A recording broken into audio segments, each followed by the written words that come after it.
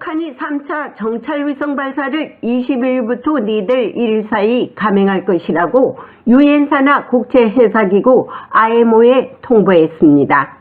미 국무성은 북한 위성 러시아 기술 지원에 대해 러시아가 북한에 기술을 제공하든 북한이 러시아에 무기를 제공하든 우려한다고 밝혔습니다. 매튜 밀러 국무성 대변인은 오늘 브리핑에서 북한의 군사위성 발사가 임박한 데 대한 본 기자의 질문을 받고 러시아와 북한 간 기술 이전에 대한 우리의 우려도 잘 알려져 있다며 러시아가 북한에 기술을 제공하든 북한이 러시아에 무기를 제공하든 간에 우려한다고 말했습니다.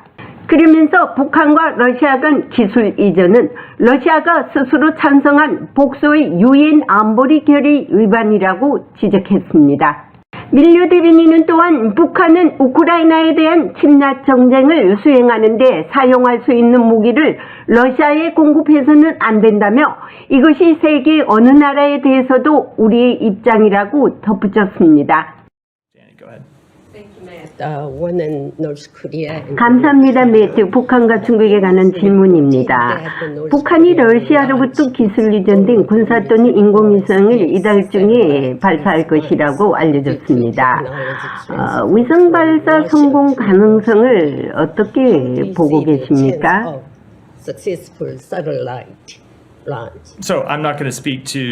저는 알려진 사건에 대해서는 얘기하지 않을 것입니다. 북한의 탄도미사일 프로그램과 기타 군사 프로그램에 대한 우리의 우려는 잘 알려져 있고요. 러시아가 북한에 기술을 제공하는 것인지 북한이 러시아에 무기를 제공하는 것인지 러시아와 북한 간 기술 이전에 대한 우리의 우려도 잘 알려져 있습니다. 이러한 이전은 러시아 자체가 투표한 결의안을 포함하여 여러 유엔 안보리 결의안을 위반하는 경우도 있고 우리는 계속해서 이런 면밀히 모니터링하고 동맹국과 함께 모니터링하기 위해 적절한 조치를 취할 것이며 북한의 불안정한 행동에 대응해야 합니다. 한국의 윤석열 대통령은 중국이 북러 협력에 동조한다면 도움이 되지 않을 것이라고 말했습니다. 미국도 윤석열 대통령과 같은 입장이라고 볼 수 있습니까? 저는 러시아가 유엔 안보리 결의안을 위반하는 기술을 북한에 공급해서는 안 된다는 우리의 입장이 매우 분명하다는 점을 말씀드렸고요. 북한은 우크라이나에 대한 침략 전쟁을 수행하는 데 사용할 수 있는 무기를 러시아에 공급해서는 안 됩니다. 이것이 세계 어느 나라에 대해서도 우리의 입장입니다. 한국 정부는 즉각 NSC 회의를 열고 대응 차원이 돌입하고 있습니다. 통일부도 즉각 정찰위성 발사 중단을 북한에 촉구했습니다. 북한이 위성 발사를 감행할 경우 9.19 남북군사합의 일부를 효력 정지할 태세도 갖추고 있습니다. 미국은 한국에 대한 철통 같은 방어를 위해 모든 대응 조치를 취하고 있다고 말했습니다. 국무성에서 보이스 오브 워싱턴 제니박입니다. 우리 공화당 조은진 대표님 반갑습니다. 어서 오십시오. 반갑습니다. 예, 아주 완연한 가을이죠. 네. 여기는 이제 내일부터 땡스기빙데이 연휴에 들어갑니다. 그래서 쭉 뉴스가 없을 것이고요. 전부 다 이제 고향에 내려갔고 이제 준비하느라고 그러고 나도 이제 터키 하나 사가지고 이제 추석을 지내야 되는데. 근데 이제 김정은이가 또 이제 또 일을 저질렀네요. 그래서 이제 여기 이제 백악관 국무성 국방부 내가 오늘 다니느라고 상당히 바빴는데, 자, 이 김정은이가 왜 그 1시간 전에 발표한 날짜보다 기습적인 발사를 했으며, 또 김정은이는 이 위성 발사를 한 3시간 후에 위성 발사가 성공했다고 지금 말하고 있거든요. 그렇지만 이제 미국에서는 아직도 분석이 끝나야 된다라고 하거든요. 이에 대해서 어떻게 생각하십니까? 지금 그 한국 언론에서는 이제 어젯밤이죠. 어젯밤 10시 43분에 북한이 위성을 발사했고 백령도 2호도를 지나서 위성이 날아가는 상황을 봐서는 성공할 가능성이 높다. 이렇게 추측을 하고 있고요. 결국은 러시아에 무기를 제공하고 음, 위성 발사의 핵심 기술을 받은 거 아닌가라는 그러한 추측이 됩니다. 지금 런던에 영국의 국빈 초청으로 윤 대통령이 런던에 가 있는데요. 네, 즉각적인 NSC 소집을 하고 네, 또 하나는 이제 9.19 군사 합의에 있었던 비행구역 금지 혹은 음, 또 위성 정찰 이 부분을 전격적으로 9.19 군사 합의의 그 조항을 어, 이제 거부했어요. 그래서 이제 그 비행구역에 대한 위성 정찰 사항을 이제 다시 시작하겠다. 이렇게 강력하게 나가 있는 그런 상황입니다. 그러니까 9.19 군사, 남북 군사 합의 일시적인 효력 정지를 한다는 것이죠. 예. 그것이 그거는 뭐 이게 위성 예상됐던, 정찰 부분, 비행 예, 금지 구역에 대한 효력 정지 이런 예. 부분에 있어서는 전면적인 효력 정지가 아니고 네. 비행 금지 구역에 대한 효력 정지. 왜냐하면 미사일 발사를 음, 하는 자체가 군사 합의 위반이기 때문에 음. 비행 금지 구역에 대한 효력 정지를 사인을 했죠. 윤석열 대통령이. 당장 그때는 조금 전에 그 뉴스에 보니까는 신원식 국방장관이 그 얘기를 했더라고요. 국무회의에 통과만 하면 되는데 사실 이건 예상했던 것이고 그런데 이제 미 국방성에서는 오늘 질문을 했는데 9.19 군사합의가 지난번에 한미 국방장관 회담에서도 의제로 약간 얘기가 나왔던 것 같아요. 그런데 거기에 대해서는 뭐 전적으로 이제 한국에다가 미룰 건 났는데 이제 문제는요. 이번 북한의 위성 발사가 궤도에 진입하도록 과연 러시아가 기술을 이전을 했느냐 안 했느냐가 그것이 관건인데 미국에서는 정확한 자료가 없는 것 같아요. 어저께 국무성에도 물어도 그걸 약간 삐껴나간 대답을 했고 오늘 국방성에도 그러한 미국에서는 지금 아마 이 위성 발사에 대한 미국도 이제 그 북한의 포탄이나 무기가 네, 러시아로 갔다는 정황은 이제 발표를 했지만은 그렇죠. 이 기술 이전 문제, 위성 발사의 기술 이전 문제에 대한 음, 답을 안 하고 있지만은 한국 그렇죠. 언론이나 정부는 북한이 1차, 2차에 그 굉장히 실패가 굉장히 충격이 컸고 그 실패가 굉장히 큰 실패를 했는데 3차에 성공할 수 있었다는 것은 그 단기간에 위성 발사의 성공이라는 것은 소련의 러시아의 이런 기술적인 지원이 있지 않았느냐 이렇게 보는 것이 보편적이고요. 미국이 지금 뭐 회피하는 것은 이 문제를 지금 유엔 제재 자체도 안 되고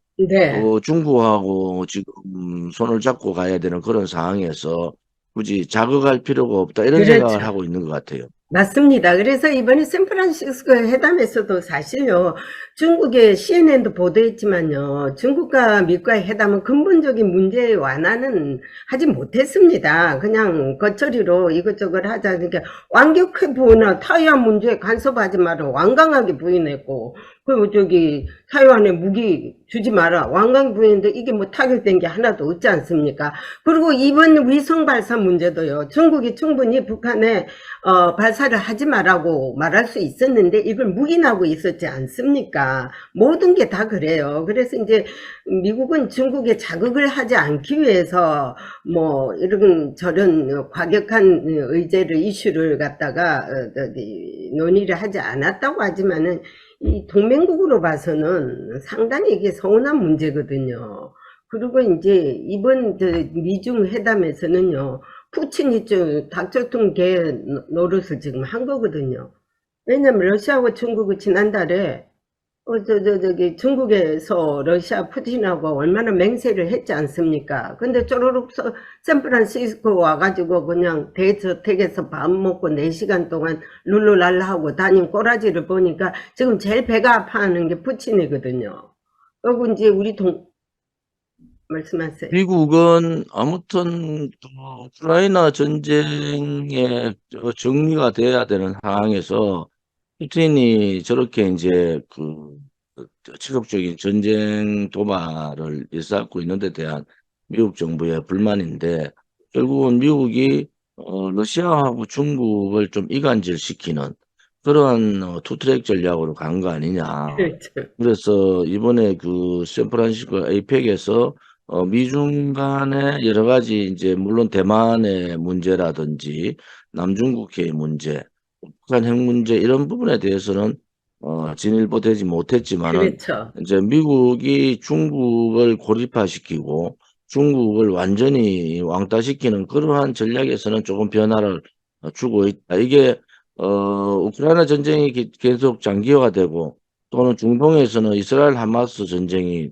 지고 이런 상황에서는 미국도 중국하고의 관계를 이렇게 단절해야 되는 그러한 상황보다는 오히려 러시아와 분리시키는 그런 상황으로 정리를 한 거 아닙니까? 그렇죠. 또, 시진핑이 일본 기시다하고는 회담을 했어요. 근데 한국도 사실은 한미일 회담 외에 중국하고의 정상회담을 원했는데 한국이 못한 거 아닙니까? 결국은 오늘 한국 언론에는 시진핑이 아예 한국 전문가 혹은 한국 통역도 데려가지 않았다는 거예요.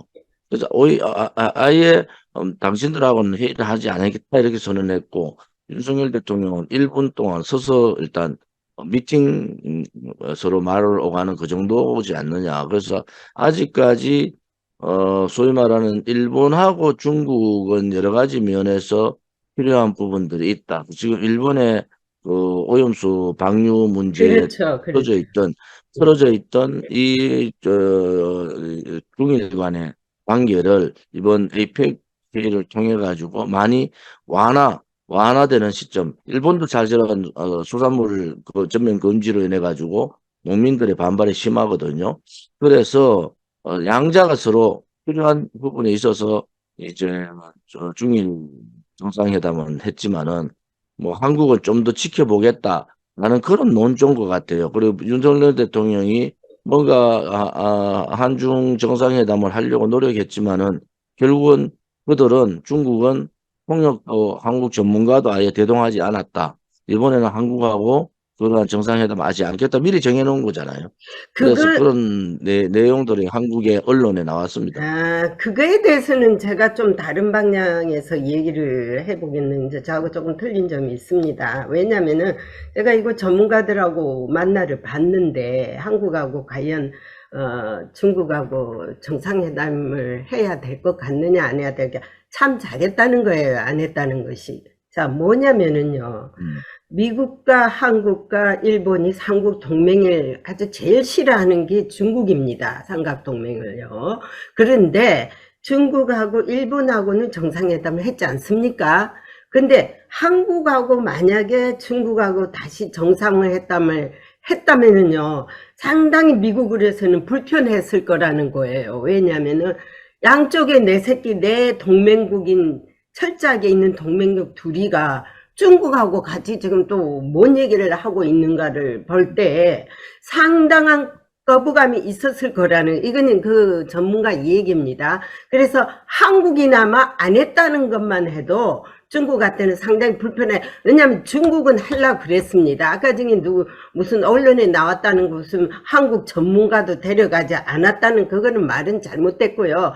여기서 통역이란 것은 쇠 빠지는 게 통역입니다. 국무성에 중국, 일본, 어느 나라 골라잡아 합니다. 한 600명이 대기하고 있습니다. 통역에. 오케이. 그러면은요, 현지에서 얼마든지 할 수 있고요. 외교장관하고, 왕이 정도가 옆에 있으면 반드시 돼갑니다. 근데 무슨 놈의 전문가가 없이, 이거는 말이 안 되고. 지금 문제는 아무튼 한국 언론에서는 한국 윤석열 정부가 한중 정상회담을 굉장히 원했다는 그렇죠. 상황을 있고 또 그런 시도들이 있었어요. 결국은 그게 이제 안 됐지 않습니까? 결과적으로 예를 들어서 미국이 뭐 일본도 그렇고 한국이 독자적으로 계속 중국하고 이래 하지만은 한국으로 봐서도 풀어야 될 문제들이 있거든요. 이제 그렇죠. 뭐 서로 간에 정상회담을 조율을 하고 있다고 얘기하지만은 이제 올해가 다 마무리되는 거 아닙니까? 올해 마무리되는 시점에서 뭔가 정리를 좀 하고 넘어가야 된다. 그런 입장에서는 이번에 저기 샌프란시스코 에이펙에 간 김에 한중 간의 정상들이 좀 무슨 얘기들을 좀 나눴으면 좋았는데 한국의 뜻하고는 다르게 중국이 그러한 정상회담에 대한 어떤 바람이 약했다 이렇게 볼 수 있는 것 같아요. 근데 이제 중국하고 한국하고 만날 수 있는 시간적 여유도 없었고, 물론 하려면 한 10분이라도 할 수 있었지만, 문제는 이렇게 돼가 있어요. 기시다가 또 가로채가지고, 기시다가 윤석열 대통령님한테 우리 둘이가 스탠퍼드 대학에 가서 했지 않습니까? 컨퍼런스 하자 이런 바람에 이런 시간들을 놓쳤는데, 제가 신화통신 기자하고 대화를 나눠봤어요. 이것이 앞으로 한국과 중국 간의 정상회담이 성립될 것이라고 보느냐니까, of course 물론이래. 왜냐하면 샌프란시스코에서 만난다는 거는 그냥 겉절이래요. 그냥 솔직히 말하면 쇼업인데, 예를 들어서 25일부터 한미일 외교장관 회담이 서울에서 있지 않습니까? 그죠? 그거는 정상회담을 하기 위한 프리페어 준비 단계이기 때문에 그것이 끝나면은 어떤 형태로든 정상회담에 대한 윤곽이 나올 것이다. 그렇게 되면은 한미일이 부산에서 만나든 서울에서 만나든, 이제 호스트가 이번에 한국이거든요. 몇 년 전에 일본에서 끝나버렸어요. 한중일 정상회담이. 아시죠? 그래서, 한미일이 아니고 한중일. 예, 그죠? 한중일, 암소리. 그래서 끝났기 지금 때문에, 일본 입장에서는 음, 아무튼 자기가 시진핑하고 단독으로 정상회담을 그렇죠. 하고 그다음에 이제 한국의 단독 회담에 대한 것은 여러 가지 일본이 좀 껄끄러움이 있죠. 그러니까 이제 맞습니다. 일본 예, 입장에서는 한중일 정상회담을 같이 한번 하자. 그런 그렇죠. 그림을 좀 그리고 있는 것 같고 예, 우리 대한민국으로 맞습니다. 봐서는 우선 한중 정상회담이 좀 필요성이 있다. 예, 지금은 그런 맞습니다. 부분에 있어서 미국이 왜냐하면 저렇게 압박을 하다 미국이 이제 어느 정도 중국에 대해서 이제 느슨한 상황을 풀고 있는 상황에서는 우리가 재빠르게 일본이 다 가라고 채기 전에 우리도 재빠르게 해야 될 맞습니다. 일들이 많단 말이에요. 그래서 제가 말씀드리는 것은 아무튼 한중일 그 정상회담도 중요하지만은 음, 한국하고 중국하고의 정상회담을 통해서 그렇죠. 일본이 가져가는 부분에 대해서도 우리 목도 좀 잡아야 된다 이런 생각을 갖고 있는 거죠. 그 정도면에 있어서는요, 살피는 거는 일본이 대단합니다. 이거를 우리가 상당히 이 약삭받은 일본에 대해서요, 제가 그 점에 대해서는 하여튼 일본이 아주 싫은 면이 있거든요. 그렇게 약삭 빨라야지 외교라는 것은 먼저 챙겨야 되거든요. 그래서 맞습니다. 이제, 예, 그래서 신화통신 기자가 자기도 이런 말을 해요. 나는 일본보다 차라리 이웃인 중국하고 한국이 오히려 더 낫다. 일본은 너무 미국에 비빈다는 거예요. 이 비벼가지고 맨날 그것도 세임 페이지로 가는 문제도, 타이완 문제도 일본이 같이 군사에 개입하겠다는 거 했지 않습니까? 그런데 한국은 그런 말을 안 했지 않습니까? 오히려 타이완이 한국을 섭섭해해요. 일본 그치 그렇게 안 나온다고요. 그렇기 때문에 중국이 오히려 일본보다는 한국하고의 대화를 더 원하고 있을 겁니다. 그래서 더, 한국으로 봐서는 아무튼 타이완 문제도 중요하지만은 예, 일단 이 남북의 지금 긴장이 고조화되어 있는 이 상황에서 우리 한반도 자체의 문제가 더 심각하잖아요. 그러니까 맞습니다. 일본 같이 그렇게 행동할 수 있는 것은 아니다 이래 보지만은 그래도 음, 동북아 또 우리가 얘기하는 그러한 군사 협력 동맹 뭐 이런 부분에 있어서는 미국 윤석열 정부가 제대로 가고 있다. 그래서 이제 아이펙 갔다 오고 영국 국빈 방문 또 프랑스까지 갔다 오고 난 다음에는 이제 국내 정치에 그렇죠. 민생에 좀 올인해야 된다. 윤석열 대통령 그래 보고 있습니다. 근데 이렇게 다니는 것도 국가적으로 좋은 일이에요. 그런데 문제는 이거예요. 이제 앞으로 이제 한반도 문제가 제3위권에 와가 있어요. 예를 들면 우크라이나, 이스라엘 지금 전쟁을 치르고 다음 타자가 누구냐, 타이완이나 이런데 미국에서는 지금 세계의 전쟁을 같이 잘못하면 치르는 입장이기 때문에 한 군데라도 완화시키기 위해서는 그걸 부각을 안 해요. 그래서 지금 한국의 북한 문제가 지금 밀린다기보다 살짝 뒤로 그냥 밀쳐놓고 있는 거예요. 그걸 너무 부각시키면 자기들도 부담이 되니까. 그래서 뭐 이번 인공위성 쏜 것도 칼빈 수호가 지금 부산에 가가 있지 않습니까? 핵 항공모함. 그 정도에서 보내는 것이 핵항모가 부산에 들어왔죠. 예. 예. 같지 않습니까? 내가 그래서 오늘 국방부에 물었다고. 이제 너희들은 끝도 가면은 항공모함이나 보내고 말이야. 뭐 비행기만 뜨면 다 장땅이냐. 실질적으로 챙기는 것을 보여줘라. 왜 한국 문제가 밀려 있냐고 내가 단도직입적으로 얘기를 했습니다. 그러니까는 그럴 수밖에 제가 지금 좀 우려하는 것은 음, 아무튼 북한이 인공위성 발사를 성공하고 이제 북핵 폐기가 어려운 상황이 되고 또 그러면은 이제 그 군축 협상으로 들어오게 글쎄 되고 우리가 그러다 보면 북한 핵을 인정하는 수밖에 없는 상황이다. 그럴 그렇죠. 경우에는 최악의 경우다. 대한민국으로 봐서는 그러한 부분에 대해서 예의주시하고 대책을 좀 세워야 된다 이래 봅니다. 그렇죠. 이제 미국이 좀 어떤 면에 봐서는 상당히 위협을 하면은 겁이 많아요. 또 덜커덕 군축하자고 할까봐 제가 그때 5월 달에 가서도 그런 얘기를 저도 저게 되게 걱정인 걱정을 부분입니다, 하고 있지 사실. 않습니까? 그것을 노리는 게 김정은이고요. 그래서 이제 만일에 이제 여기 전문가들도 그래요. 김정은이가 핵을 하기라고는 절대 기대하지 않는다는 거예요. 왜냐하면은 김정은이가 지금까지 핵탄두를 몇 개나 만들어 놨는데 이걸 당장 포기를 하겠느냐. 그러면 그거에 대한 대가를 달라.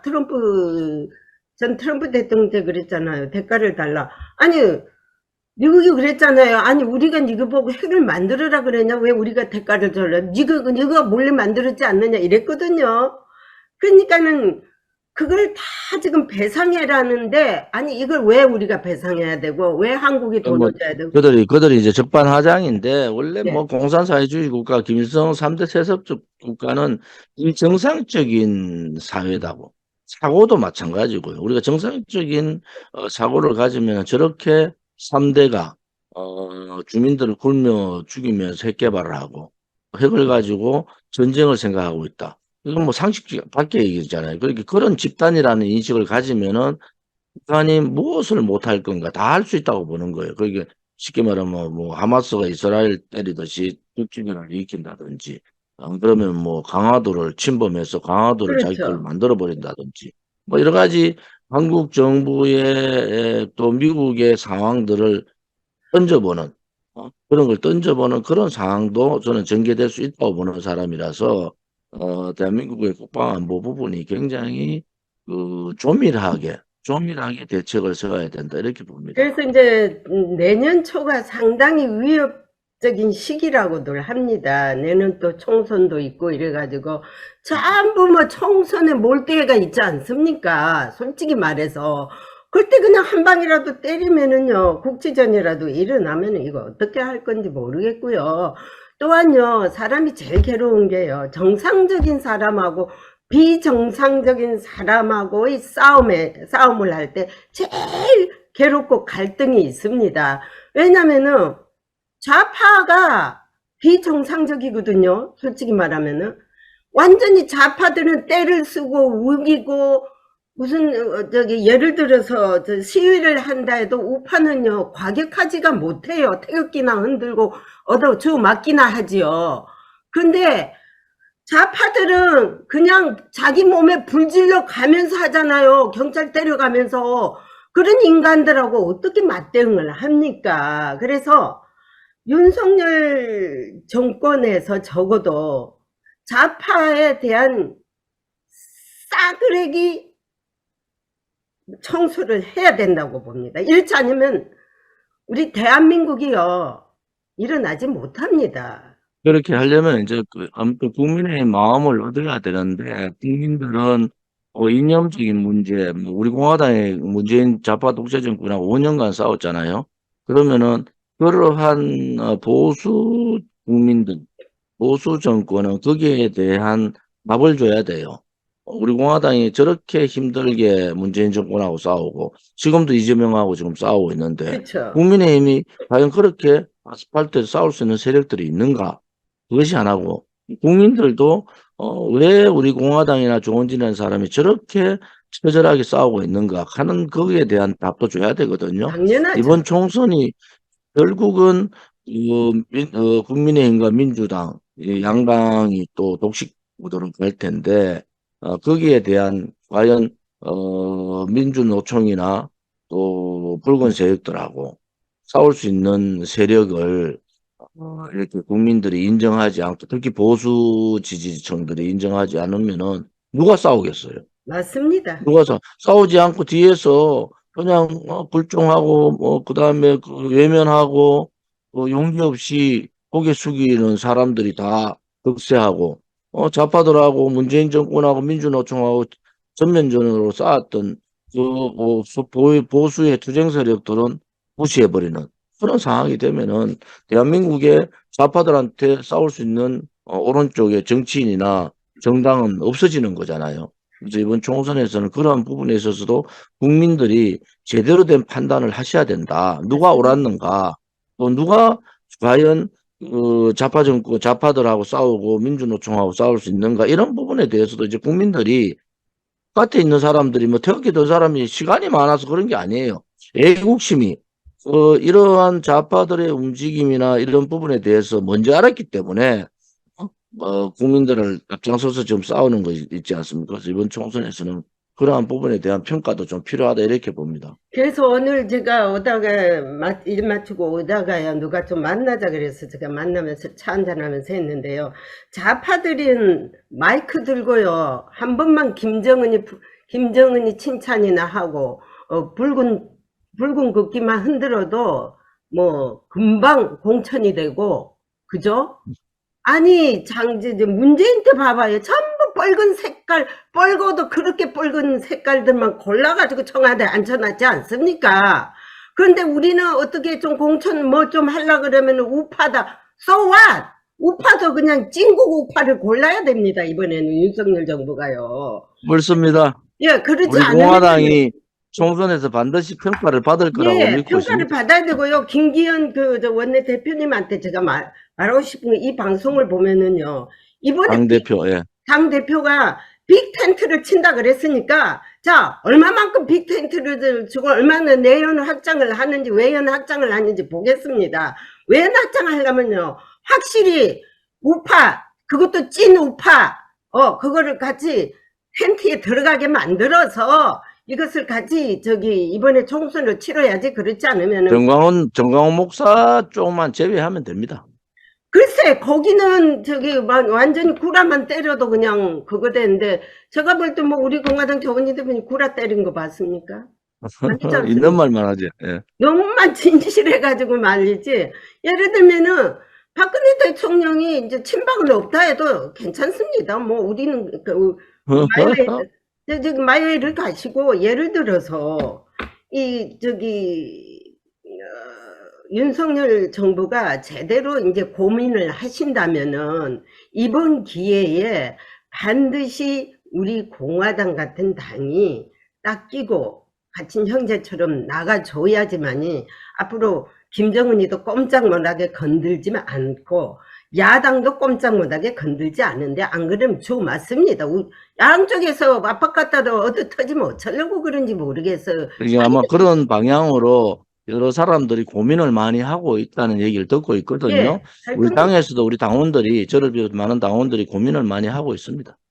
그래서 이제 여기서도 어찌하여 그냥 조현진 대표하고만 맨날 토크쇼를 하는데 많이 봤다고 이제 그렇게 하시더라고요. 그래서 제가 말씀드린 거는 한 점이라도 놓치지 마세요. 왜냐면은 진심으로 얘기하는 것이지. 잘 알고 있습니다. 예. 제가 뭘 바란다고 제가 그렇겠습니까? 맞습니다. 나라 걱정을 우리 천이박 기자께서 우리 공화당하고 이렇게 매주 이 토크를 한다는 그 자체도 예. 저희들로서는 굉장히 고무적이고 네. 앞으로 그 결과가 이번 총선에 반영이 될 거다.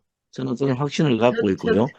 예. 김기현 대표 빅텐트도 저도 김기현 대표 조만간에 만나려고 하는데 예. 그런 여러 가지 얘기들이 오가겠죠. 예. 저도 그럽니다. 만날 때마다 그런 얘기를 하는데 왜냐면은